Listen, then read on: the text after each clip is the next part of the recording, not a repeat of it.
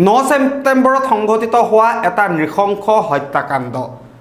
জলসম্পদ বিভাগৰ কৰ্মচাৰী মাধুৰ্য বৰুৱাৰ হত্যাকাণ্ড 9 ছেপ্টেম্বৰৰ নিশা সংঘটিত হৈছিল আৰু এই হত্যাকাণ্ডৰ এতিয়া নতুন তথ্য পোহৰলৈ আহিছে। মাধুৰ্য বৰুৱাৰ পত্নীৰ নাম হৈছে প্ৰহেলিকা বৰুৱা আৰু প্ৰহেলিকা বৰুৱাক আৰক্ষীয়ে আটক কৰিছে। আটক কৰাৰ পাছতে ভিন্নতা তথ্য বিস্ফোৰক তথ্য লাভ কৰিবলৈ সক্ষম হৈছে আৰক্ষীয়ে। আচলতে কি হৈছিল 9 ছেপ্টেম্বৰৰ নিশা? 9 ছেপ্টেম্বৰৰ নিশা প্ৰহেলিকাই স্বামী মাধুৰ্যক ভাতৰ সৈতে মিহলাই দিছিল নিচাজাতীয় ঔষধ। তাৰ পাছতে অচেতন হৈ পৰিছিল মাধুৰ্য বৰুৱা আৰু তাৰ পাছতে প্ৰহেলিকা বৰুৱাৰ আছিল এজন পৰকীয়া প্ৰেমিক আৰু পৰকীয়া প্ৰেমিকৰ সৈতে আহিছিল এজন বন্ধু। পৰকীয়া প্ৰেমিক আৰু প্ৰহেলিকা লগতে পৰকীয়া প্ৰেমিকজনৰ বন্ধুৱে মিলি নৃশংসভাৱে হত্যা কৰিলে মাধুৰ্য বৰুৱাক। পৰকীয়া প্ৰেমে প্ৰাণ কাহিনীলে মাধুৰ্য বৰুৱাৰ আৰু আৰক্ষীয়ে ইতিমধ্যে প্ৰহেলিকাক আটক কৰিছে। প্ৰহেলিকাক জেৰা চলাই আছে। জেৰাত স্পষ্টীকৰণ দিছে, উল্লেখ কৰিছে স্পষ্টভাৱে। প্ৰহেলিকাই উল্লেখ কৰিছে এই কথা তেওঁ পৰকীয়া প্ৰেমিক ময়ন্ত আৰু এজন বন্ধু, ময়ন্তৰ বন্ধু ভাস্কৰ জ্যোতি নামৰ এজন বন্ধু আৰু দুয়োগৰাকীয়ে মিলি প্ৰহেলিকাৰ সৈতে নিজ স্বামীক হত্যা কৰিছিল আৰু তাৰ পাছতে এতিয়া উত্তাল হৈ পৰিছে সমগ্ৰ অঞ্চল। হত্যাকাৰীৰ ফাঁচীৰ দাবীত ওলাই আহিছে হাজাৰ হাজাৰ লোক।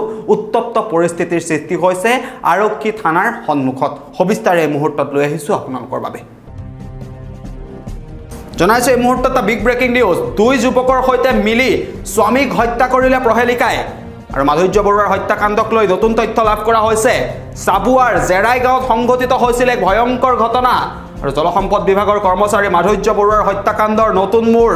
পত্নী প্ৰহেলিকা বৰুৱাই হত্যা কৰিছিল স্বামীক আৰু সহায় কৰা দুজন যুৱকৰ এজন আছিল প্ৰহেলিকাৰ পৰকীয়া প্ৰেমিক আৰু আৰক্ষীৰ জেৰাত এতিয়া মুখ খুলিছে প্ৰহেলিকাই। প্ৰহেলিকাক সহায় কৰিছিল ময়ন্ত গগৈ আৰু ভাস্কৰ জ্যোতি শইকীয়াই।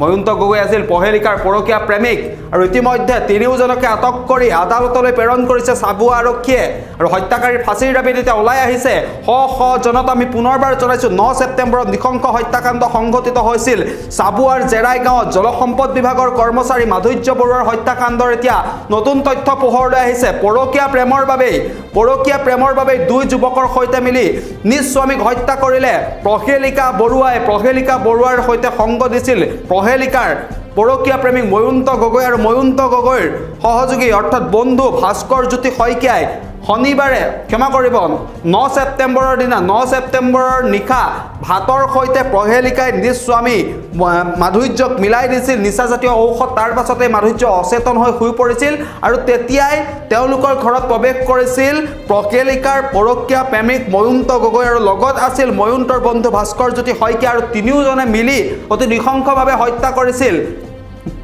মাধুৰ্য বৰুৱাক। আৰু মাধুৰ্য বৰুৱাৰ হত্যাকাণ্ডৰ নতুন তথ্য এতিয়া পোহৰলৈ অহাৰ পাছতে এতিয়া ওলাই আহিছে শ শ জনতা। উত্তপ্ত হৈ পৰিছে পৰিস্থিতি আৰু হত্যাকাৰীৰ ফাঁচীৰ দাবীত এতিয়া প্ৰতিবাদ সাব্যস্ত কৰিছে শ শ জনতা। আমাৰ হাতত এই সন্দৰ্ভত কিছু ভাষ্য আছে, সকলো ভাষ্য এই মুহূৰ্তত আমি আপোনালোকৰ বাবে আগবঢ়াইছোঁ। যদি এতিয়া ইয়াত ব্যৱহাৰ কৰি দিওঁ তহঁতক ফচাই দিম বুলি ক'লে আমাক। কোন কোন গৈছিল? আমি দুজন গৈছিলোঁ। চাৰিজন নহয়, দুজন। মানুহজনী মিছা কথা কৈছে। মানুহজনক নিজৰ মানুহজনীয়ে মাৰিছে। আমি যাওঁতে মানুহজন অট'মেটিক মানে একো হুচ চুচ নাই তেতিয়ালৈকে। টেবলেট দিছিলে, তুমি লৈ গৈছিলা? টেবলেট মোক বহুত নম্বৰ ক্ষেত্ৰত এইটো সুধিছোঁ। তাৰ কৈছে যদি তহঁতি যদি এতিয়া ইয়াত ব্যৱহাৰ কৰি দিওঁ তহঁতক ফচাই দিম বুলি ক'লে আমাক। কোন কোন গৈছিল? আমি দুজন গৈছিলোঁ। চাৰিজন নহয়, দুজন। মানুহজনী মিছা কথা কৈছে। মানুহজনক নিজৰ মানুহজনীয়ে মাৰিছে। আমি যাওঁতে মানুহজন অট'মেটিক মানে একো হুচ চুচ নাই তেতিয়ালৈকে। টেবলেট দিছিলে, তুমি লৈ গৈছিলা? টেবলেট মোক বহুত নম্বৰ ক্ষেত্ৰত এইটো সুধিছোঁ। তাৰ কৈছে যদি তহঁতি যদি এতিয়া ইয়াত ব্যৱহাৰ কৰি দিওঁ তহঁতক ফচাই দিম বুলি ক'লে আমাক। কোন কোন গৈছিল? আমি দুজন গৈছিলোঁ। চাৰিজন নহয়, দুজন। মানুহজনী মিছা কথা কৈছে। শাস্তি পায়। এনে এখন গাঁৱত কোনো বাহিৰা মানুহে প্ৰৱেশ কৰিব নোৱাৰিছিলে। আজি নিজৰ ঘৰতে নিজৰ স্বামীৰ যদি সুৰক্ষিত নহয় তেনেকে মানুহ কেনেকে সোমাব পাৰিব? গাঁওখনত কেনেকে ইমান এখন নামী গাঁৱত কেনেকে বাহিৰা মানুহ সোমাব? আমাৰ নিজৰ থাকিব এতিয়া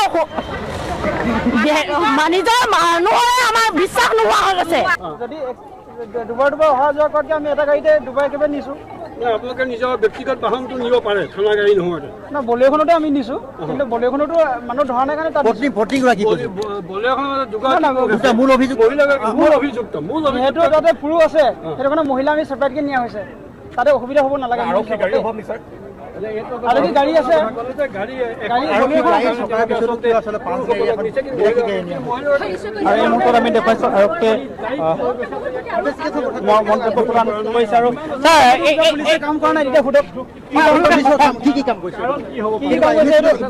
ইনভেষ্টিগেশ্যন চলিছে মানুহ কৰাটো কৈ আছে এইটো কোৰ্টত আমি বিচাৰ বাকীখিনি হ'ব আৰু কোনোবা জড়িত আছে নেকি আৰু জড়িত এতিয়ালৈকে আমি ইনভেষ্টিগেশ্যনত আছে আণ্ডাৰ ইনভেষ্টিগেশ্যন দুজনক আটক কৰিছে তিনিজন আৰু আটক হোৱাৰ সম্ভাৱনা আছে নেকি ছাৰ কোনো এতিয়া আণ্ডাৰ ইনভেষ্টিগেশ্যন মই জনাই দিম দেই